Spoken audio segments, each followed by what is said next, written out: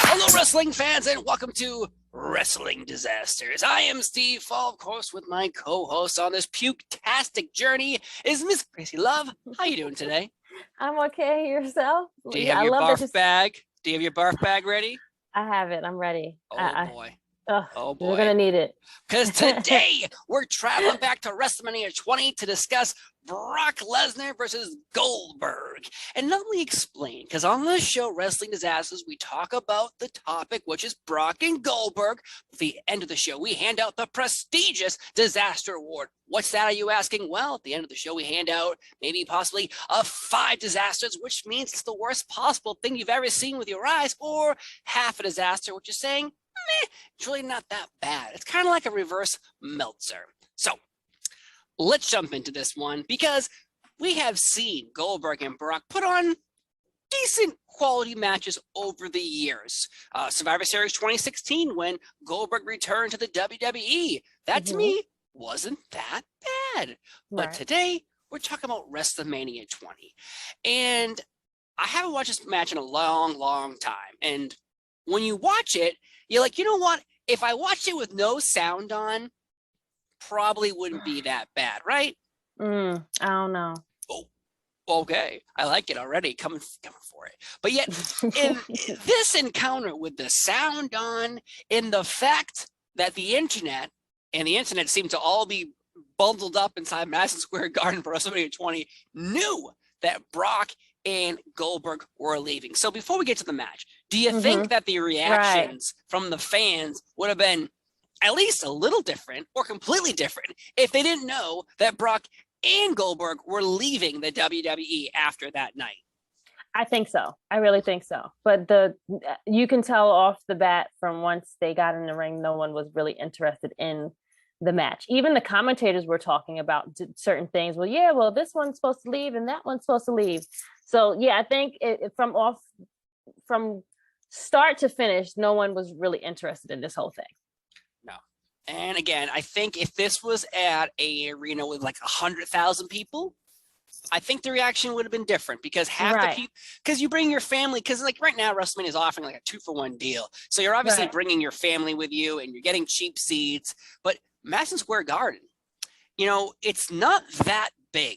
Like 20,000 plus are in that building. And those people, especially for WrestleMania, especially for a small arena, they are hardcore fans. They're on those dirt sheets. They're reading the Meltzers. They know what's going on. And everyone knew that weekend that Goldberg and Brock were leaving the WWE. So you go into it thinking like, okay, first off, who's going to win and who's going to lose? Because if they're both leaving. And the fact that we all knew that Brock was leaving because he wanted to be a Viking? No, not a Viking Raider. He wanted to become a football player. What? Because of traveling? I don't think Brock understands that when you're a football player, you still travel. Yeah. So, I don't think he really got everything in his head of like how all of that worked. Like you still have to go to away games. You still have to work every week. Like it's not like there's no off. Maybe you get one off week. Maybe if you work on like the Thursday, it doesn't. You still got to work. You still got to travel. Yes, and Goldberg leaving because of his terrible 1-year run, and I can understand being Goldberg wanting to leave. Yeah, for sure.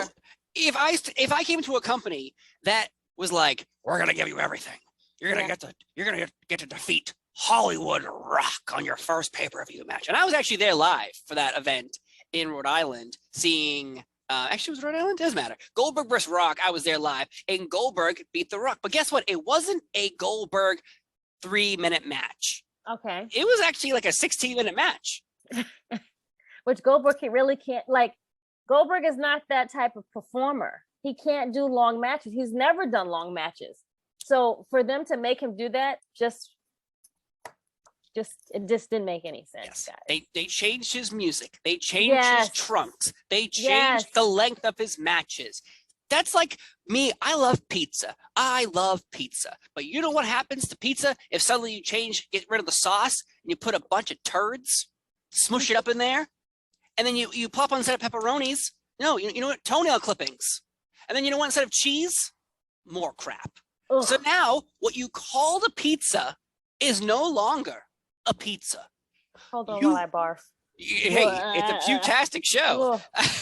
So then you have Goldberg. But you know what we're going to do? We're going to change his music. We're going to give him new trunks. We're going to make his matches longer. Is it really Goldberg? No. And I feel like they do that with anybody that they did not create, they have to dumb it down. They don't like you bought this person on for a reason. They actually are good for a reason. Something that you like something about them, but then when you get them, we're gonna erase. It's like a whiteboard. We're gonna erase all of it off, and we're gonna start all over from scratch. And now we're gonna give you this, and we're gonna give you that. And what did you expect from him? Doesn't make sense. Doesn't make sense. And they still do it. You had Goldberg versus The Rock. You had Goldberg versus Chris Jericho. Well, that storyline was just about Goldberg and Jericho's old beef in WCW, which if you didn't watch WCW or read the dirt sheets in 1998, then you had no clue what was happening in 2003. So, but I knew because I was a kid who was obsessed with wrestling, so I knew. But a lot of people didn't. Daddy, why do Goldberg and Jericho not like each other? Well, back in WCW. What's WCW? They don't know. They don't know. But then Goldberg had to get led into a Triple H storyline where every damn time Goldberg was about to win the World Heavyweight Championship, it was ripped away from him in the second ever Elimination Chamber at SummerSlam 2003. Then it was ripped away from him a month later. Goldberg finally won the title at a pay-per-view that no one gave two turds about, Armageddon.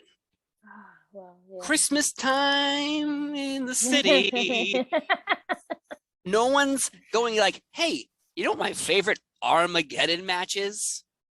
No one. You know what they say? My favorite SummerSlam, WrestleMania, Royal Rumble, Survivor Series. They don't ever say my favorite Armageddon match. And if they do, it's a 6-man Hell in a Cell at 2000's version. Just saying. So I could see why Goldberg wanted to leave, right? So going into this, I think they tried to put a cherry on top and give us Stone Cold Steve Austin as a special guest referee. Oh my God. And that made it even worse. And the fact that this is a cross-promotional brand match. So they're like, oh, let's put people on different brands and then have them fight each other, which is, fine, whatever. But now, what brand really wins from this match? No one. If you're leaving. So Steve Austin. Right. Steve Austin as a referee. Okay, you're like, all right, this is cool. I like it. Fine, whatever. But when we get to the match, everyone knows they're leaving. Nobody likes them. And this is like a dream match for some people. Was this ever a dream match for you? No. Sadly, no. But even like with the video packaging that they did before the match, wasn't that bad. Like the storyline was, it seemed okay. But once the match started, it just went downhill. Like the package couldn't save it. The package didn't save it. So again, like you said, them already knowing that this was going to happen didn't help it. I think that's the beginning of like the internet and things like that. So think about that. No Facebook, no Twitter, no Instagram. Yeah. I don't even think MySpace was a thing yet. 2004? Maybe it was the start of it. I don't remember. I can't even remember. So there's no social media. All you have is the internet wrestling websites and at the time, magazines. In the magazines. So at the time you think about it, it's like, okay, well, this story is running rampant on websites like WrestleZone and was it tpww.net? Like there's a bunch of websites that don't exist anymore.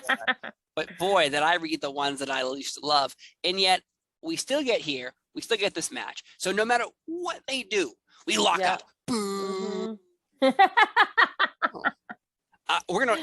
The thing is, too, when they start, they're just doing circles around each other for like at least almost like 8 minutes, maybe 10 minutes. I was like trying to count, like, what is going on? Then they keep looking at each other, then they're cursing each other out. It's like, what is happening? And then Stone Cold just there, and the match was. It didn't. You know what's funny? The circling each other reminds me of like when you have a remote control in your hand and you're holding down a button, and it's just you do this is the maneuver. So the whole time, two people are holding down remotes on WD 2K and just doing circles over and over and over.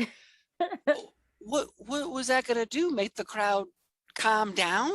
And then they started cursing, and then they was like, This is what they thought was it was a boring, and then they was calling it BS.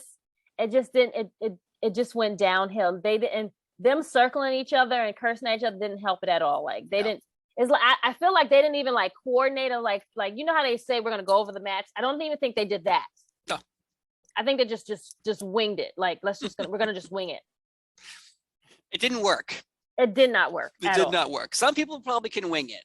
Like, oh, I could, but this one, nobody was able to hold this. And there's been interviews with Goldberg and Brock who both say this match was terrible. Their minds were in different places. Goldberg wanted to leave. Brock wanted to go rape and pillage villages. And Stone Cold Steve Austin, he's the referee. And he's been interviewed before, and he was like, you know, hell, son, I want to just go out there and give them both Stone Cold Stunners and pin them. Like, but you can't do that. You're the referee. Right. Yeah. Like, people were chanting for Austin. Mm-hmm. Have you ever been in a match where if you watch wrestling, they're like, let's go, referee. Yeah. Never. Never. So this is a perfect match for our first ever episode of Wrestling Disasters because it's really the fans who make this match enjoyable because they're out there just chanting bullshit and this sucks, boring, booing Brock, booing Goldberg, cheering the referee. Barely, but yes. Yes, he was there. And he just stand there too, like. Right, yes. Like, what's he supposed to do? And if there were planned spots like you just brought up, did we not plan them out? We're just gonna do what, a spear and a jackhammer, and that we're good. That's it. What was the circling for? And don't these matches have producers? So you're in the back. They're like, someone's like, all right, there, we're gonna go out there and we're gonna do these moves. And Brock's like, nah, this is what we're gonna do. We're gonna circle around. That's what I'm saying. I really think that they winged it. Like it just it doesn't make sense how the layout of that match happened. And not for nothing, but the show in itself wasn't that good either. WrestleMania 20? Yeah. Oh no, it's not a good show. It's not a good show, and this is like their 20th anniversary. Like I remember why I didn't really pay it any mind. So when I went back to watch, I was like, yeah, and I wind up like watching it from beginning to end. I was like, this is horrible. And what's crazy is if you look at the Rumbles before that, the WrestleManias, 17 dome.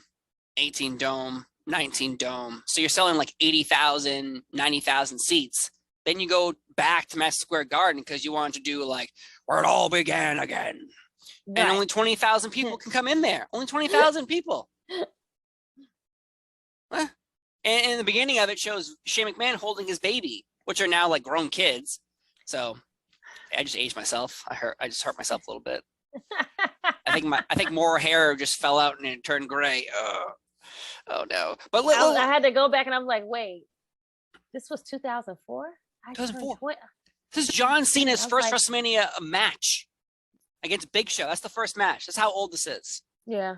We also had a fatal 4-way for the tag team titles on SmackDown. Fatal 4-way for the tag team titles on Raw. Yeah. Rock comes back for a handicap match. It's terrible. Rock and Sock versus Evolution. Not the pay-per-view, the stable. We had a Playboy evening gown match. Yeah, oh my, horrible. It just got worse. Open Invitational. Yeah. Hair versus title.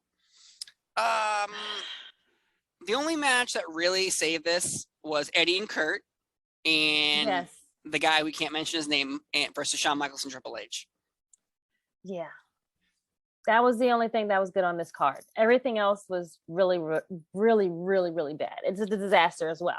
So. Would you like to guess how long this match was? We're watching Goldberg versus Brock. Now we're going to use Price is Right rules. All right. Okay. You can't go over, or you lose. So I was like, I gotta get it like right on it. Yeah. It doesn't. I'll give you a hint. It does not go past 20 minutes. Okay. Of course it does. I knew that. I knew that for sure. Yeah. I knew that for sure. I'm going 13:28. You win the prize! It went 13:48. So you win. You win the showcase. You win this brand new China. You won this car. Woo-hoo. Of course, no one tells you got to pay taxes on it, but you won all of it. That's very. You're right. They don't. Yeah. They don't tell you that. brand new car, $20,000, $30,000 car. Guess what? You're paying taxes on that. I've never known that. So you like go on a game show, you have to pay taxes on the stuff that you win. Yeah. Let's make a deal too. What? All that stuff. If you win a gold medal in the Olympics, you have to pay to have that because you now have gold. Wait, what? Oh yeah. Oh no. Yeah. Yes. Yes. So, look how much is the taxes on that? I don't know. I'm not an Olympic gold medalist. But I'm going to look that up. Yes. You got to look it up. It's true. It's true. It's damn true. Oh my God. But let's hand out the disaster award to Brock Lesnar versus Goldberg, WrestleMania 20. Even Steve Austin couldn't save this one, even though at the end he did Stone Cold Stunner everybody and drank beer. Yeah. So if you want to watch it, Goldberg beat Brock because the rumor was Goldberg might actually stay in the WWE, but Brock was like, I'm out of here. I want to go pillage villages. So let's hand it out. 5 disasters means the worst possible thing you've ever seen with your eyes, and half a disaster saying, meh, it's really not that bad. Now, I'm not sure if it's a 5, but it's damn close to a 5. I was gonna say 5. Gonna say 5. I'm saying 5. Sorry. There's no sorries here. Sorry, it's 5. I'm sorry you have to watch this. That's what I'm sorry for. Oh. I'm sorry. Yeah. I just got to hold on. I think I feel my SpaghettiOs coming back up. But yeah, I will go. I'm going to go with a 4. I'm just going to go with a 4 for disaster because I have a list of matches that we will be discussing, and those are travesties. Okay. Those are 5s. This one is 2 people, we know they're leaving, the fans are upset about it, so they're going to give them all their business. So I'll go with 4. You gave it 5. All right, folks, if you want to watch this match, which you shouldn't. Right? I mean, if you want to be sick and throw up, watch it. Yeah, and I guess if this match wasn't so bad, then we never would have gotten that WWE 2K commercial with Goldberg being released from rocks in the dirt and returning and traveling through Suplex City. So without this terrible match, we wouldn't have got that awesome video package. So think about that, folks. But thank you so much for watching the first episode of Wrestling Disasters. Oh my, it was fun. It was good. Was it? I don't know. But anyways, I'm Steve Fall. Thank you for watching. She's Miss Crazy Love. Folks, later. Have a good one. And remember, next time when you watch the show, don't forget your puke bags. Bye.